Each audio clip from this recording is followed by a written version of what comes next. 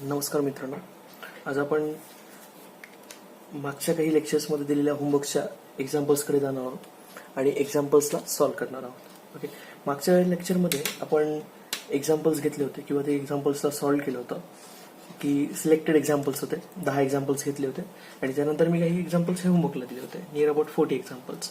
Okay, त्याच्यातले सगळ्या examples आपल्याला सोल्युशन्स घ्यायचे आहेत. ओके ना, त्याच्यातलं पहिलं जे एक्झाम्पल होतं ते म्हणजे 2 is only even prime number. Okay, होमवर्कला दिलेल्या एक्झाम्पल्स पैकी 2 is only even prime number हे पहिलं एक्झाम्पल होतं ना. बऱ्याच विद्यार्थ्यांनी मला दाखवले एक्झाम्पल सॉल्व्ह केल्यानंतर की एक्झाम्पल्स कसे स्टेटमेंट आहेत किंवा ट्रूथ व्हॅल्यू कसे असतात ते आपल्याला सांगितलं आहे. पण काही एक्झाम्पल जे आहेत ते विद्यार्थ्यांना जमलेलं नसल्यामुळे आपण त्या एक्झाम्पल्सला पूर्णपणे आपण सॉल्व्ह करणार. ओके ना, या एक्झाम्पलमध्ये बघितलं तर 2 is only even prime number म्हटलंय. आपण जर प्राईम नंबरची लिस्ट बघितली तर प्राईम नंबर्स कोणते कोणते येतात? 2, 3, 5, 7, 11, 13 हे सगळे प्राईम नंबर येतात.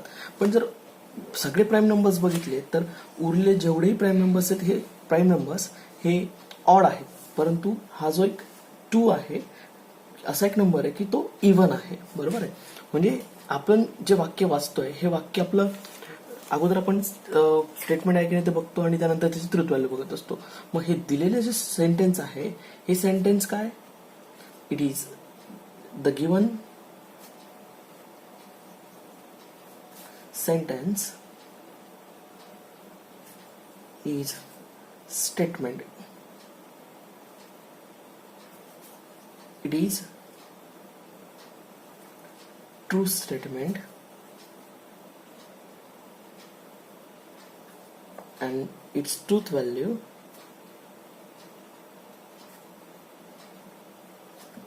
is capital T. ही त्याची ट्रूथ व्हॅल्यू झाली.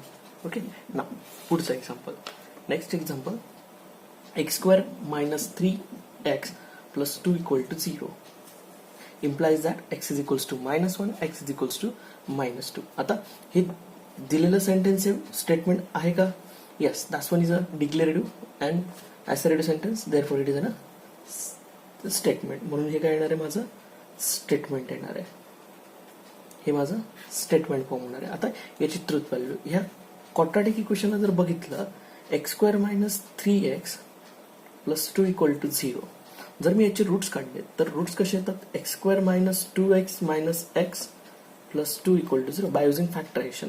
x कॉमन काढला, x minus 2 मायनस इथून कॉमन काढला, -1 इथून कॉमन काढला तर ब्रॅकेटमध्ये x minus 2 equal to 0. या दोघांमधून मी जर कॉमन काढला असेल तर x minus 1 into x minus 2 equal to 0. Okay, नाव तर मी फॅक्टर जर बघितले, x minus 1 is equals to 0 or x minus 2 equal to 0, therefore x is equals to 1 and x is equals to 2. जर मी x च्या value बघितल्या तर एक x ची value होते 1 आणि दुसऱ्याची व्हॅल्यू 2. पण आपल्याला देताना त्यांनी 2 व्हॅल्यूज दिल्या. त्या 2 व्हॅल्यूंपैकी दोघंचे दोघं व्हॅल्यू जर व्यवस्थित बघितल्या तर दोघंही ह्या इक्वेशनला सॅटिस्फाय करणार नाही. देअरफॉर हे दिलेलं जे स्टेटमेंट आहे ते काय? फॉल्स स्टेटमेंट आहे. ओके, लिहिताना व्यवस्थित काळजीपूर्वक लिहायचं आहे. नंतर पुढच्या स्टेटमेंटकडे. नाव 30 नंबरचं एक्झाम्पल होतं, why are you upset. Okay, बरं, जर इथे जर व्यवस्थित बघितलं तर WH टाईप क्वेश्चन आहे आणि WH टाईपचा क्वेश्चन हा इंट्रोगेटिव्ह सेंटेन्स मध्ये जात असतो, म्हणून हे स्टेटमेंट येणार नाही. It is not a statement. हे स्टेटमेंट येणार नाही. ओके, नेक्स्ट,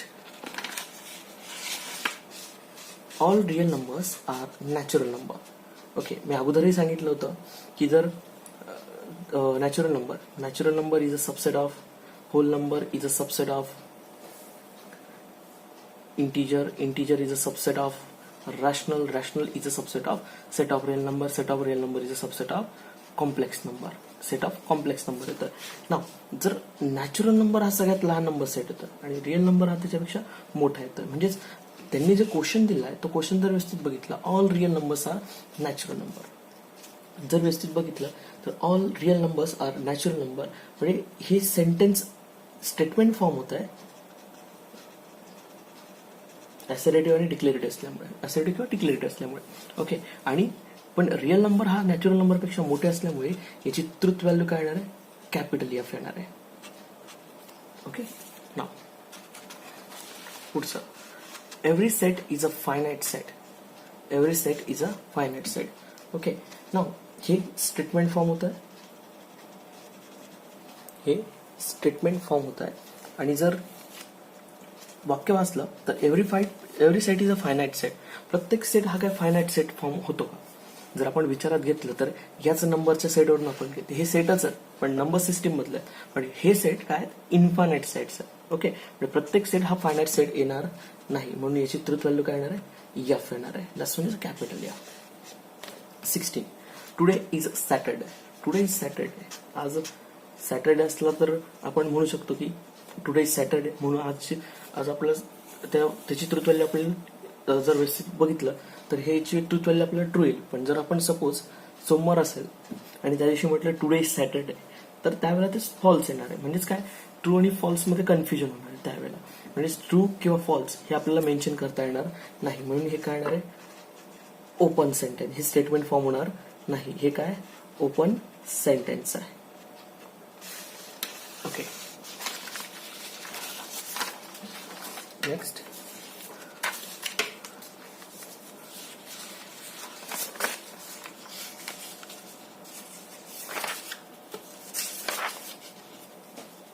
पुढचा, all integer are rational number. All integer are rational number. आता परत एकदा आपण या नंबरच्या सिस्टमवर गेलं. Natural number is a subset of whole, whole is a set of integer, integer is a subset of rational. Okay, मग जर व्यवस्थित बघितलं तर परत एकदा आपल्याला सेट ऑफ इंटिजर हा लहान येतोय सेट ऑफ रॅशनल पेक्षा, आणि सगळी सेट ऑफ इंटिजर हा पूर्णपणे कोणामध्ये बिलॉंग करतोय, सेट ऑफ रॅशनल मध्ये. मग हे स्टेटमेंट फॉर्म होणार आणि ट्रू स्टेटमेंट फॉर्म होणार. That's one is a true statement. नंतर पुढचं वाक्य, sentence, sine 2 theta equal to 2 sine theta into cos theta, where theta belongs to real number. आपण 11च्या ट्रिग्नॉमेट्री मधले जर बघितलं तर sine 2 theta equal to 2 sine theta into cos theta double angle formula आहे. हा कुठला फॉर्म्युला आहे, डबल अँगल फॉर्म्युला, आणि हा बरोबर आहे. म्हणजेच काय, that's one is a true, म्हणून हे स्टेटमेंट फॉर्म होणार आणि ट्रू स्टेटमेंट फॉर्म होणार. ओके, नेक्स्ट, पुढचा. परत आपण जर व्यवस्थित बघितलं तर ही आपली फंडामेंटल आयडेंटिटी आहे. 1+ आपल्या 3 फंडामेंटल आयडेंटिटीज 11th मध्ये आपण घेतल्या आहेत. पहिली जी आयडेंटिटी जी sine square theta plus cos square theta is equals to 1. दुसरी जी फंडामेंटल आयडेंटिटी ती होती 1+ tan square theta is equals to sec square theta. तिसरी जी fundamental identity 1+ cot square theta is equals to cosec square theta for all theta belongs to real number. जर आपण व्यवस्थित विचारात घेतलं तर हे स्टेटमेंट फॉर्म होणार आणि ट्रू स्टेटमेंट फॉर्म होणार. Okay, next, x plus 0 equal to x. X plus 0 equal to x. व्यवस्थित बघा, जर आपण 0 हा एक असा नंबर घेतला, ओके, आपण याच्यात त्यांनी अजून मेन्शन केलं, बऱ्याच जणांना हे ओपन सेंटेन्स वाटतंय, बऱ्याच जणांनी याला ओपन सेंटेन्स पण दिलं, पण पूर्ण एक लक्षात घ्या, x belongs to real number म्हटलंय, आणि रिअल नंबर मधल्या कुठल्याही नंबर मध्ये जर 0 ऍड केला तर तोच नंबर मला परत येतो. फॉर एक्झाम्पल, जर आपण असं बघितलं 2 + 0 इक्वल टू काय येणार, 2च येणार, बरोबर आहे. म्हणून 3 + 0 इक्वल टू 3च येणार. हे सगळे रिअल नंबर्स आहेत. -3 + 0 इक्वल टू -3. म्हणजे प्रत्येक वेळेला जर 0 मध्ये कुठलाही रिअल नंबर ऍड केला तर मला परत तोच नंबर ऍज इट इज मिळतो. म्हणून हे स्टेटमेंट फॉर्म होणार आणि ट्रू स्टेटमेंट फॉर्म होणार. Next example, x - 3 equal to 14. Okay, आता इथे आपल्याला असं काही मेन्शन केलेलं नाही की x ची व्हॅल्यू काय आहे, किंवा आपल्याला कंडिशन दिलेली नाही. आता मागच्या जर ते दोघे एक्झाम्पल बघितले तर या दोघे एक्झाम्पल्स मध्ये आपल्याला कंडिशन्स दिलेल्या होत्या, किंवा आपल्याला इथे x च्या व्हॅल्यूसाठी आपल्याला इथे काही कंडिशन वगैरे मेन्शन केलेली नाही. म्हणून याच्यात आपल्याला x ची व्हॅल्यू जर आपण 17 घेतली, if x is equals to 17, तर हे सॅटिस्फाय होणार. पण एक्सच्या अदर व्हॅल्यूसाठी हे काय येणार आहे, फॉल्स येणार आहे. म्हणून हे आपल्याला काय फॉर्म होणार, स्टेटमेंट फॉर्म होणार आणि सॉरी, हे आपल्याला स्टेटमेंट नाही, हे ओपन सेंटेन्स फॉर्म होणार. That's one is a open sentence. का? कारण ही ट्रूथ व्हॅल्यू आपली कोणावर डिपेंडेड येते? एक्सवर. कारण एक्स जसा असेल त्या पद्धतीने आपल्याला त्याची ट्रूथ व्हॅल्यू मिळणार आहे. म्हणून हे ओपन सेंटेन्स. कारण ओपन सेंटेन्स म्हणजे काय? The truth value will vary होत असते ट्रू किंवा फॉल्स मध्ये, आणि तिला दिलेल्या कंडिशन वर डिपेंडेड असते. तेव्हा आपल्याला एक्सची व्हॅल्यू आपल्याला मेन्शन करता येत नाही. म्हणून हे सेंटेन्स काय येणार आहे? हे सेंटेन्स ओपन सेंटेन्स येणार आहे. ओके, नाव पुढचं एक्झाम्पल 22 नंबरचं. Please get me a breakfast.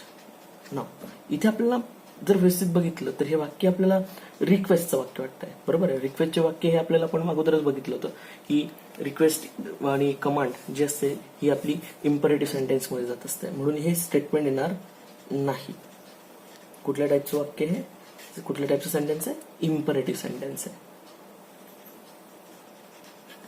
Okay, it is not a statement. आणि कुठल्या टाईपचं आहे? इम्परेटिव्ह. Next, congruent triangles. पुढचं example, congruent triangles are similar. Okay, कुठलेही दोन कॉन्ग्रुएंट ट्रायंगल जे असतात ते काय असतात? सिमिलर येत असतात. जर आपण व्यवस्थित बघितलं तर कॉन्ग्रुएंट ट्रायंगल हे जे दोन सारखे ट्रायंगल असतात हे दोघे काय असतात? सिमिलर येत असतात. म्हणून आपण याला काय म्हणणार? स्टेटमेंट म्हणणार आणि ट्रू स्टेटमेंट म्हणणार. Okay, last one is a 23 example. Next,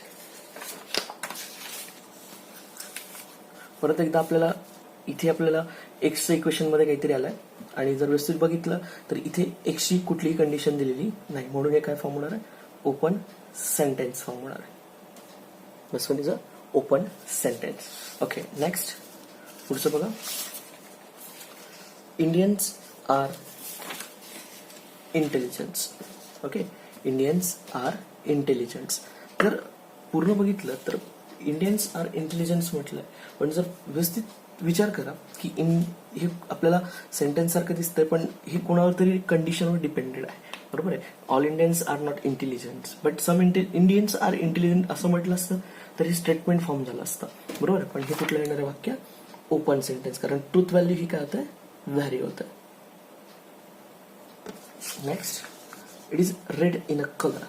just again आपल्याला रेड, पण इथे मेन्शन करताना कोण रेड किंवा कसली मेन्शन केलं हे आपल्याला काही दिलेलं नाही, किंवा कंडिशन आपल्याला काही दिलेली नाही. म्हणून परत काय येणार आहे? ओपन सेंटेन्स येणार आहे. Okay, next, square of an odd number is again odd. Okay, square कुठल्याही ऑड नंबरचा जर स्क्वेअर केला तर तो ऑडच येतो तो. ओके, जर व्यवस्थित तुम्ही जर नंबर सिस्टम घेतली आणि त्याच्यातलं स्क्वेअर केलं तर फॉर्म होणार आहे. हे काय येणार आहे? स्टेटमेंट येणार आहे. इम्परेटिव्ह ऍसरेटिव्ह असल्यामुळे ऍसरेटिव्ह असल्यामुळे हे सेंटेन्स काय राहणार? स्टेटमेंट फॉर्म होणार आणि ट्रू स्टेटमेंट फॉर्म होणार. Okay, next, do not disturb. Okay, last one is a command. Do not disturb. Okay, म्हणजे हे काय येणार आहे? नॉट अ स्टेटमेंट येणार आहे. आणि स्टेटमेंट जर नाही आलं तर त्याची ट्रूथ व्हॅल्यू काढता येत नाही. ओके, परत पुढचं वाक्य बघा. What a horrible site it was. That's one is अ, पण इथे एक्सक्लामेटरी मार्क्स दिला आहे. जर ह्या एक्झाम्पल मध्ये व्यवस्थित बघितलं WH जरी वाटत असला, पण that's one is excitement. Okay, excitement मध्ये कोणाला तरी काहीतरी सांगतंय की ती हॉरिबल साईट आहे, एकदम याच्यामध्ये अचानक काहीतरी सांगितलंय. एक्साइटमेंट मध्ये आपण बोलत असतो त्यावेळेला what a horrible site it was. Okay, therefore it is not a statement. हे कुठलं येणार आहे? एक्सक्लामेटरी सेंटेन्स येणार आहे. Therefore it is not a statement. Okay, next, do you like mathematics. Okay, म्हणजे हा आज द क्वेश्चन, म्हणजे क्वेश्चन आज केल्यावर आपल्याला इंट्रोगेटिव्ह सेंटेन्स मिळतं. म्हणून हे स्टेटमेंट येणार नाही. हे कुठल्या टाईपचं वाक्य? इंट्रोगेटिव्ह सेंटेन्स मध्ये जाणार. Okay, that's not a statement. हे स्टेटमेंट फॉर्म होणार नाही. ओके, बघा पुढचं वाक्य काय. Next, a quadratic equation can not have more than 2 roots.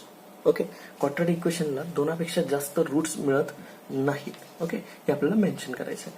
Quadratic equation जर व्यवस्थित बघितलं तर जनरली कुठल्याही क्वाड्रॅटिक इक्वेशनला जर आपण सपोज एक्स स्क्वेअर, आपल्याला वाक्याचे प्रकार पॉलिनॉमियल्स माहिती आहे. ओके, पी ऑफ एक्स घेतलं तर higher degree an x raised to n plus n minus one x raise to n minus one plus n up to some. आपण सेट रिलेशन फंक्शन मध्ये polynomial म्हणून एक type बघितला होता, polynomial functions म्हणून type होता, आणि त्याच्यामध्ये आपण या पॉलिनॉमियलला बघितलं होतं, आणि त्याच्यात आपले लिनियर, क्वाड्रॅटिक, क्युबिक, ओके, असे काहीतरी पॉलिनॉमियल्स बघितले होते. पण जर व्यवस्थित बघितलं तर याच्यात ह्या पॉलिनॉमियलमध्ये कुठलंही याला इक्वेशन म्हणणार आपण इक्वेट टू झिरो करून. Okay, linear equation, quadratic equation, cubic equation. Okay, जशी जशी त्याची पॉवर वाढत जाते तसे त्याचे रूट्स येतात. याच्यामध्ये एकच पॉवर, हायेस्ट पॉवर किती असते पॉलिनॉमियलमध्ये? 1 असते, याच्यात 2 असते आणि याच्यात 3 असते. लिनियरमध्ये एकच रूट मिळणार, क्वाड्रॅटिकमध्ये 2 रूट आणि क्युबिकमध्ये 3 रूट. आणि जसं जसं पॉवर वाढत जाईल तसे तसे त्याचे रूट्स मिळतात. आणि जर आपण याचे रूट्स किती येणार आहेत, देअरफॉर n रूट्स आर द्या, म्हणजे जेवढ्या डिग्रीचा पॉलिनॉमियल असेल तेवढे रूट्स त्याला एक्झिस्ट होणार. म्हणून जर ह्या इक्वेशनला बघितलं, किंवा quadratic equation can not have more than 2 roots, म्हणजे 2पेक्षा जास्त रूट्स त्याला एक्झिस्ट होत नाही. Therefore it is an assertive and true. Therefore it is a statement with truth value capital T. याची ट्रूथ व्हॅल्यू काय येणार आहे? कॅपिटल टी येणार आहे. The sun sets in the west. व्यवस्थित बघितलं तर हे असर्टिव्ह सेंटेन्स आहे ना, आणि त्याच्यामध्ये स्टेटमेंट फॉर्म होईल आणि ट्रू स्टेटमेंट फॉर्म होणार आहे. Therefore it is a statement which is true statement. Next, it rain heavily. Therefore व्यवस्थित बघितलं तर इट रेन हेविली. प्रत्येक ठिकाणी काय रेन काही जास्त प्रमाणात पडत नसतोय, किंवा आपण जर व्यवस्थित बघितलं तर त्याच्या विभागानुसार जर पाऊस हा पडत असतो. म्हणून आपण जर व्यवस्थित विचार केला, इट रेन हेविली, ओके, म्हणजे आपल्याला खूप पाऊस पडतो. किंवा आपण असं म्हटलं तर आपल्या कंडिशन काहीतरी असणार आहे ऑब्व्हियसली. म्हणून हे ट्रू किंवा फॉल्स आपण असं मेन्शन करू शकत नाही. म्हणून हे काय येणार आहे? ओपन सेंटेन्स येणार आहे. Therefore, it is an open sentence. That's not a statement. Okay. Can you speak in Marathi? व्यवस्थित विचार केला तर as the question, the type of sentence is interrogative. Therefore, it is not a statement. Next, the sum of cube root of unity is 0. Complex number मध्ये आपण 3 जर x² -1 equal to किंवा cube root, okay, cube root of unity, आपण 1च्या आपण complex नंबरला ज्या वेळेला सॉल्व्ह केलं होतं तर x⁻³ -1 इक्वल टू 0ला जर विचार घेतला तर परत हा क्युबिक पॉलिनॉमियल आहे. म्हणून याला किती रूट्स एक्झिस्ट होणार आहेत? 3 रूट्स एक्झिस्ट होणार आहेत. पण याच्यामध्ये एक हा रिअल रूट येतो, आणि त्याच्यात 3 रूट असल्यामुळे एक रिअल येतो आणि उरलेले जे 2 येतात हे कॉम्प्लेक्स रूट मध्ये जातात. बरोबर आहे. एक 1 येतो, एक W येतो, आणि एक ओमेगा स्क्वेअर येत असतो. ओके, म्हणजेच काय? 1 -1 प्लस √3i अपॉन 2, आणि दुसरा येतो -1 √3i अपॉन 2 येत असतो. असे हे क्यूब रूट ऑफ. जर यांच्या तिघांची सम घेतली तर तिघांची सम म्हणजे 1 plus omega square equal to 0. आपण कॉम्प्लेक्स नंबरच्या प्रॉपर्टीज मध्ये ह्या प्रॉपर्टी बघितलेल्या आहेत, क्यूब रूट ऑफ युनिटच्या प्रॉपर्टी. म्हणून हे जे सेंटेन्स येते हे स्टेटमेंट येणार आहे आणि ट्रू स्टेटमेंट येणार आहे. Next, 5 × 2 equal to 11. ओके, पण just obviously it is a statement नंबर्सवर आहे, आणि काय येणार आहे? ट्रू येणार आहे. Next, every triangle has 3 sides. Okay, त्याशिवाय आपण ट्रायंगल म्हणणार नाही. कुठलाही ट्रायंगल घेतलं तर त्याला 3 बाजू असायलाच पाहिजे. म्हणजे हे काय फॉर्म होणार आहे? स्टेटमेंट फॉर्म होईल आणि ट्रू स्टेटमेंट फॉर्म होणार आहे. Okay, now the last examples. The moon revolve around the earth. Okay, चंद्र हा पृथ्वीभोवती फिरत असतो. बरोबर आहे. Moon around the sun. Therefore it is a statement and true statement. जर पुढचे दोघं एक्झाम्पल्स बघितले तर बघा, he is honest. Okay, he is honest. दोघंचे दोघं एक्झाम्पल्स आहे ओपन सेंटेन्स मध्ये.